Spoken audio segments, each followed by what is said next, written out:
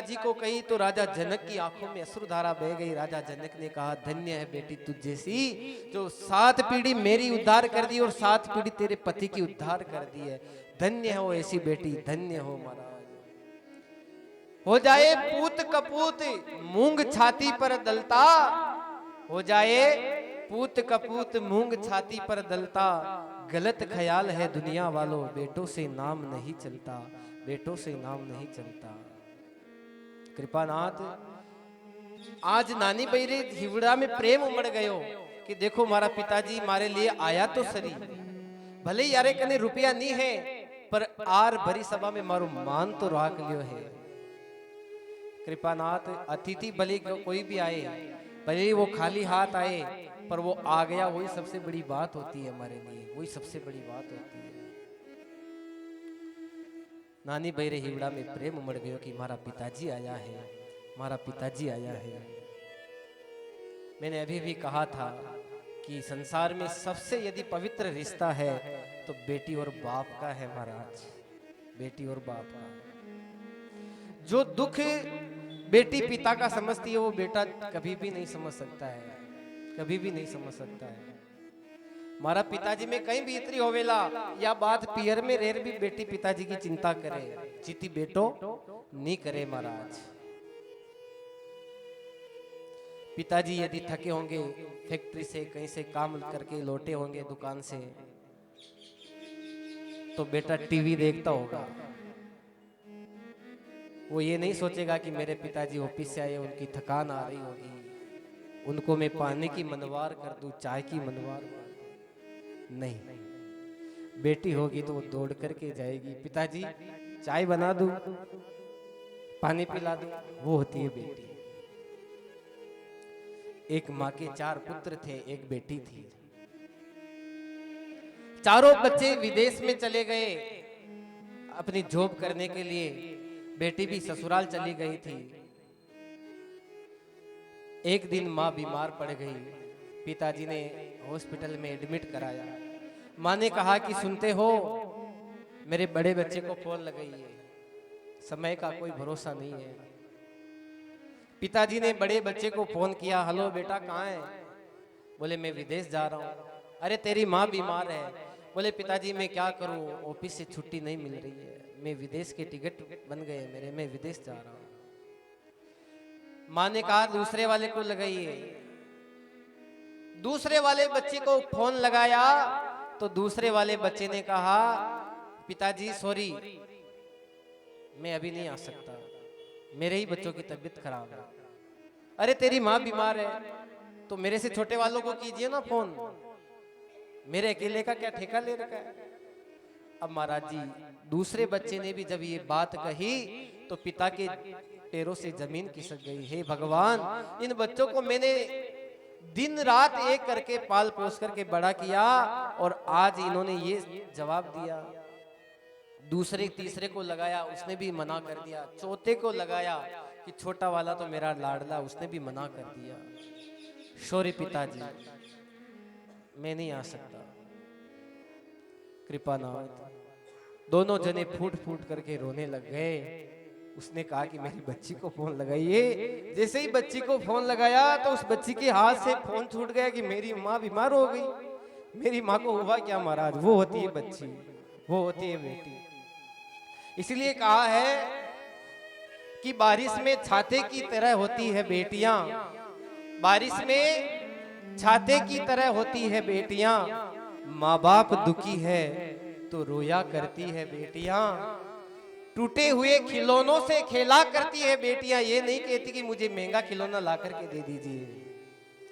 टूटे हुए खिलौनों से खेला करती है बेटियां, कभी शिकायत नहीं करती है बेटियां, पूरे परिवार का बोझ ढोती है बेटियां, पूरे परिवार का बोझ ढोती है बेटियां।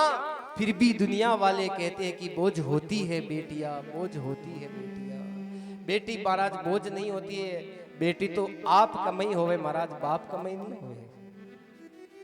तो कृपानाथ, जो हमारी संस्कृति है, जो भ्रूण हत्या करके बच्ची को पेट में खत्म कर देते हैं, उनके लिए ये संदेश है कि महाराज बेटी को जीवन में आने दो।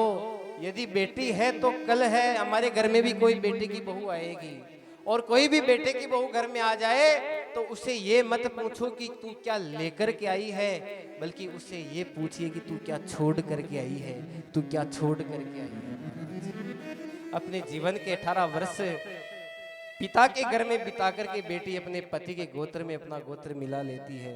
उस बच्ची को दहेज प्रताड़ना के लिए प्रताड़ित करते हैं। ये हमारी संस्कृति नहीं है।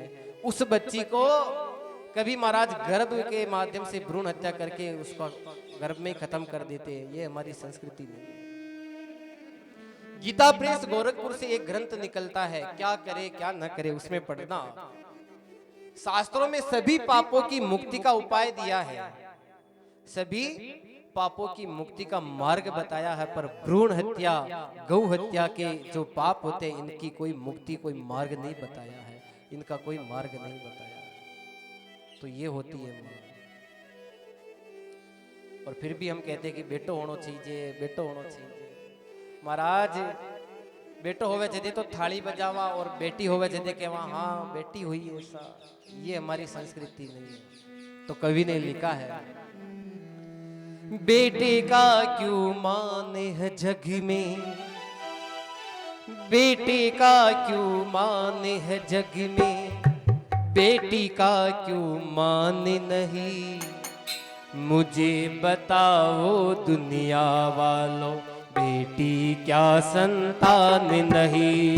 मुझे बताओ दुनिया वालों, बेटी क्या संतान नहीं। बेटे का क्यों माने है जग में, बेटे का क्यों माने है जग में, बेटी का कोई मान नहीं। मुझे बताओ दुनिया वालों, बेटी क्या संतान नहीं। मुझे बताओ दुनिया वालों, बेटी क्या संतान नहीं।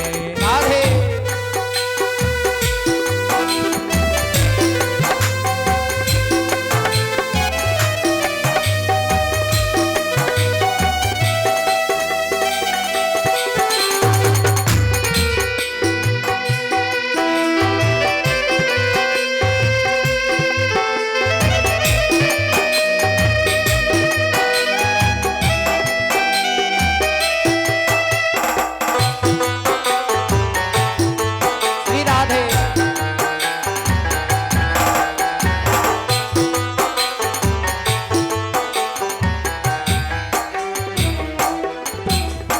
बेटा तो बस धन को कमाए, बेटी रिश्ते बनाती है। बेटा तो बस धन को कमाए, बेटी रिश्ते निभाती है। बेटा तो बस धन को कमाए, बेटी रिश्ते बनाती है। बेटा तो बस धन को कमाए, बेटी रिश्ता बनाती है। बेटी हर सुख दुख में रहती, साथ सभी का निभाती है। बेटी हर सुख सुख में रहती, साथ सभी का निभाती है। जिस घर में बेटी ना हो, जिस घर में ना बेटी हो, उस घर का कोई मान नहीं। मुझे बताओ दुनिया वालों, बेटी क्या संतान नहीं। मुझे बताओ दुनिया वालों, बेटी क्या संतान नहीं। बेटे का क्यों मान है जग में, बेटे का क्यों मान है जग में, बेटी का कोई मान नहीं। मुझे बताओ दुनिया वालों, बेटी क्या संतान नहीं।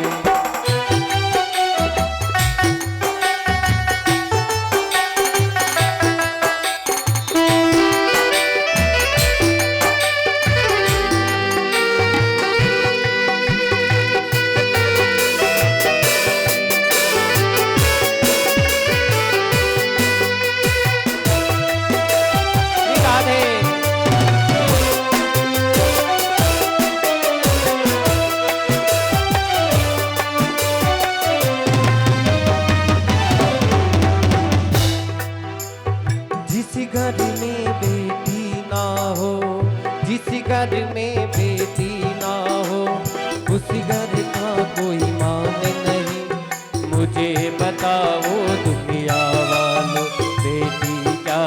संतान नहीं। मुझे बताओ दुनिया वालों, बेटी क्या संतान नहीं, मुझे बताओ दुनिया